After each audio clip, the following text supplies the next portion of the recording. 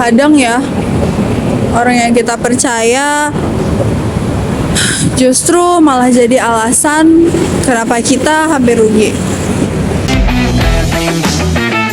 Dari dua pengalaman ini, kita dapat belajar satu hal penting, bahwa kepercayaan itu perlu, tapi kewaspadaan jauh lebih. Di zaman sekarang ini, penipuan semakin merajalela ya. Sekarang tuh gak cuma dari orang yang jauh aja, bahkan orang terdekat pun bisa jadi penipu. Seperti kisah saya beberapa waktu lalu. Kalau dari pengalaman saya sih, beberapa waktu lalu saya sempat diajak untuk bekerja sama oleh salah satu teman dekat saya saat di SMA. Di situ saya nggak naruh kecurigaan sama sekali, karena saya pikir dia sahabat saya. Gak mungkin dong dia menjerumuskan saya ke hal-hal yang gak bener. Sebelumnya, beberapa kali saya emang udah lihat sih dia suka upload story tentang bisnisnya itu. Dari yang pernah saya lihat di media sosial ya, itu tuh agak mencurigakan, jujur. Tapi ya saya masih positive thinking aja lah, karena kan dia sahabat saya, saya nggak mungkin dong nipu. Sampailah di suatu waktu dia ngajakin saya untuk ketemu, karena setiap saya tanyain teknis bisnisnya itu seperti apa, dia nggak mau jelasin secara rinci dan terus ngajak saya buat ketemu. Ya sekali lagi karena saya percaya dia sahabat saya maulah ketemu. Sampailah di hari saya ketemu dia. Di situ dia ngajak saya duduk dan kami duduk sama mentor-mentornya itu. Dari awal sih pembahasannya nggak ada yang aneh ya. Dia cuma menjelaskan bagaimana proses bisnisnya, tentang perusahaannya, apa produknya, dan ya semacam itulah.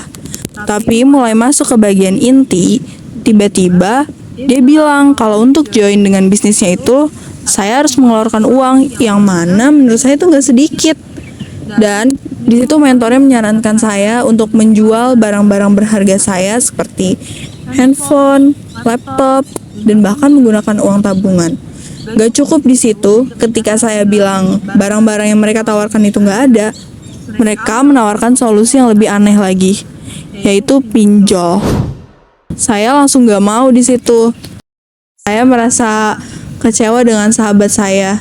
Saya nggak nyangka aja dia teman dekat saya malah menjerumuskan saya ke hal-hal yang gak baik seperti pinjol tadi. Tanpa pikir panjang, saya tolak deh tawaran dia.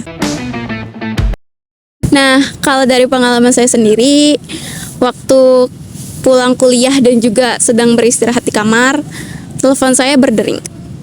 Di situ tertampanglah nama salah satu dosen yang saya kenal. Akhirnya saya pun mengangkatnya, dan ketika orang tersebut berbicara, saya pun sempat terheran. Karena suaranya itu berbeda sekali dengan dosen yang saya kenal. Namun di situ saya masih berpikir positif.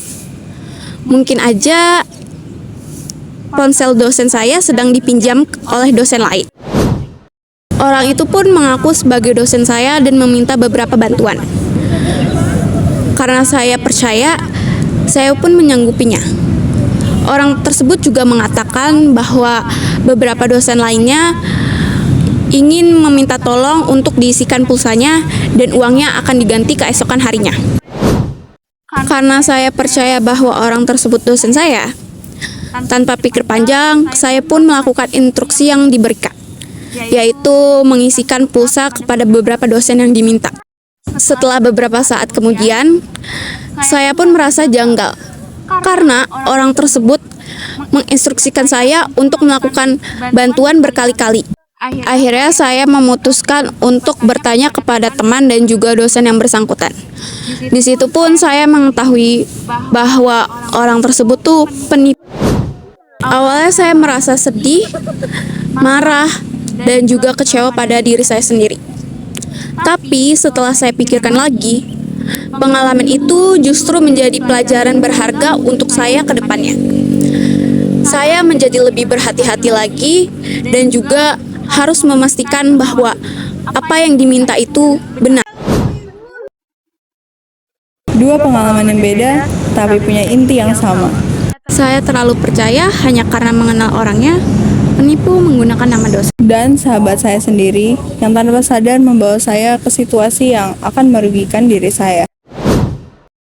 Benang merah dari cerita kami adalah kepercayaan itu penting, tapi kewaspadaan itu jauh lebih penting. Semoga cerita ini jadi pengingat buat kita semua, bahwa waspada bukan berarti curiga pada semua orang. melainkan menjaga diri dari hal yang dapat merugikan. Terima kasih.